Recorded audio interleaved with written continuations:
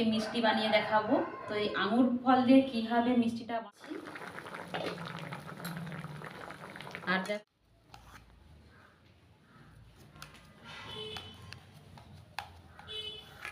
মিষ্টিগুলো দেখতে কতটা সুন্দর লাগছে দেখো। নমস্কার বন্ধুরা, অন্বেষা ভ্যারাইটি ভিডিওতে আবার একটা নতুন পর্বে স্বাগত জানাচ্ছি। আজকে আমি আবার একটা নতুন রেসিপি নিয়ে তোমাদের সামনে হাজির হয়েছি। আজকে আমি এই আঙুর ফল দিয়ে তোমাদেরকে মিষ্টি বানিয়ে দেখাবো। তো এই আঙুর ফল দিয়ে কীভাবে মিষ্টিটা বানাবো তার জন্য তোমাদেরকে ভিডিওটা স্কিপ না করে দেখতে হবে, তাহলে তোমরা বুঝতে পারবে। আর যদি স্কিপ করো তাহলে তোমরা বুঝতে পারবে না। তো চলো আমি কিভাবে বানাচ্ছি তোমরা পুরো ভিডিওটা স্কিপ না করে দেখতে থাকো। আশা করছি তোমাদের কাছে ভিডিওটা খুবই ভালো লাগবে। আর ভালো লাগলে বলবো লাইক কমেন্ট শেয়ার করতে। আর নতুন বন্ধু যদি আজকের পর্বে থেকে থাকো, প্রত্যেক দিনের মতো বলবো প্লিজ আমাকে একটু সাপোর্ট করো আমার চ্যানেলটা সাবস্ক্রাইব করে। তো চলো তাহলে আমি কিভাবে এই আঙুর দিয়ে মিষ্টি বানাই সেটাই তোমরা দেখতে থাকো। আঙুর দিয়ে মিষ্টি বানানোর জন্য একদম এরকম তাজা তাজা আঙুর নিতে হবে। দেখো একদম টাটকা তাজা। আর একটু পাকা টাইপের আঙুরগুলো নিতে হবে, একদম সবুজ টাইপের নেওয়া চলবে না। একটু যেগুলো হালকা হালকা লাল লাল হয়েছে সেগুলো নিতে হবে। তো আমি আঙুরগুলো খোসা ছাড়িয়ে নিচ্ছি, দেখো দিয়ে জলে দিয়ে দিলাম। সবগুলো এরকম খোসা ছাড়িয়ে জলে দিয়ে মানে ফ্রেশ করে ধুয়ে নেব। চটকে ধুয়ে নিতে হবে, কারণ আঙুরগুলো বাইরের থেকে নিয়ে আসা হয়েছে, তো তাই এর সমস্ত নোংরাগুলোকে ভালো করে জল দিয়ে পাল্টে ধুয়ে নিচ্ছি। আমি নেওয়ার পর আমি জল ঝরিয়ে নিচ্ছি। আঙুরগুলোকে সেদ্ধ করতে হবে, তার জন্য আমি কড়াই বসিয়ে দিয়েছি। কড়াই বসিয়ে দিয়ে কড়াইয়ে জল দিয়ে দিচ্ছি। দেওয়ার পরে এই ধুয়ে রাখা আঙুরগুলো এর মধ্যে দিয়ে দেব।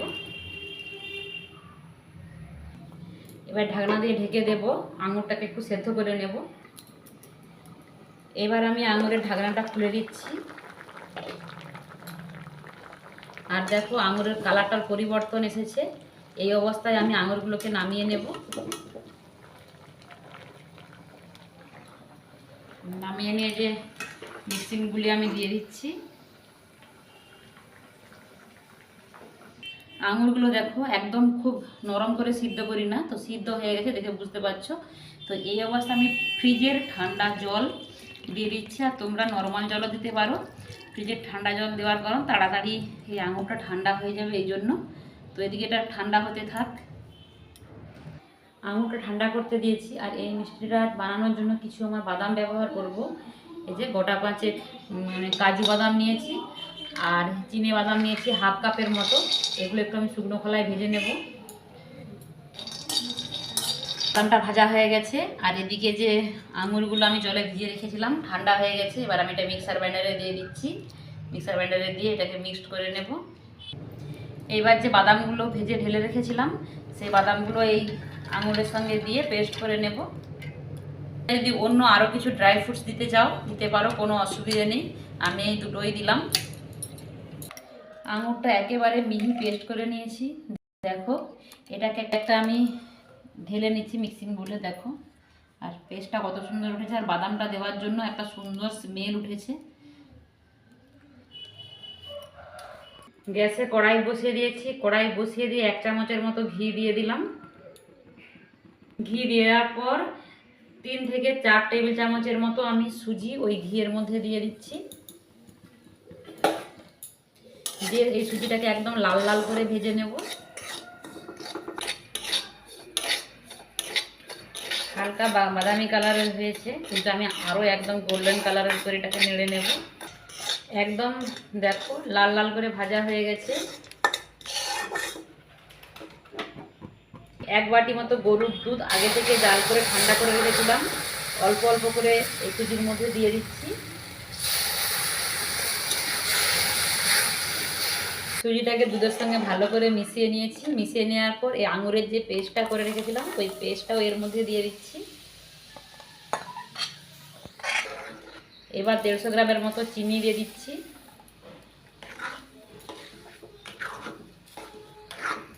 কয়েকটা এলাচ ফাটিয়ে এর মধ্যে দিয়ে দিলাম। তোমরা চাইলে এলাচের গুঁড়োও দিতে পারো। দিয়ে এবার এটাকে আমি একদম মানে ফোটাবো, গাঢ় গাঢ় করে নেব। প্রায় এটা 2-3 মিনিট ধরে নাড়াচাড়া করেছি। দেখো অনেকটা বসা বসা হয়ে গেছে। আমি আর একটু বসা বসা করবো এটা। দেখো একদম বসা বসা হয়ে গেছে, খুন্তির থেকে ছেড়ে কিভাবে পড়ছে তোমরা দেখে বুঝতে পারছো। যে এইরকম বসা বসা হলে এবার এটাকে আমি নামিয়ে নেব। আমি থালায় নামাবো, তার জন্য একটু ঘি দিয়ে দিচ্ছি। ভালো করে ঘিটাকে হাত দিয়ে থালাতে লাগিয়ে দিচ্ছি। এবার এটাকে থালাতে আমি ঢেলে নিচ্ছি। হাত দিয়ে আমি সুন্দর একটা শেপ দিচ্ছি।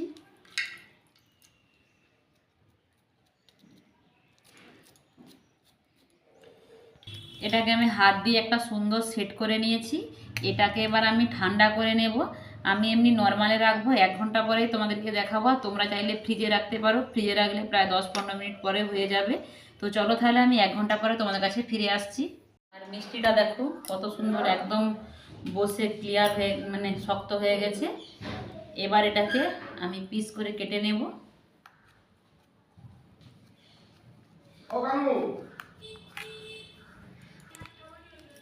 প্রথমে আমি লম্বা লম্বা করে কেটে নিচ্ছি, দেখো। তারপর এদিক থেকে ঘুরিয়ে চৌকো শেপে কেটে দিচ্ছি।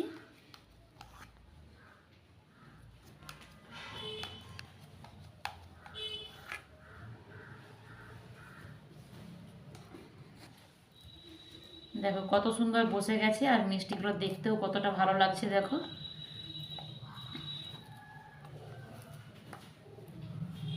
আরও মিষ্টিগুলোকে সুন্দর করে সাজিয়ে তুলতে আমি চেরির কুচো মাঝখানে একটা করে বসিয়ে দিচ্ছি, দেখো।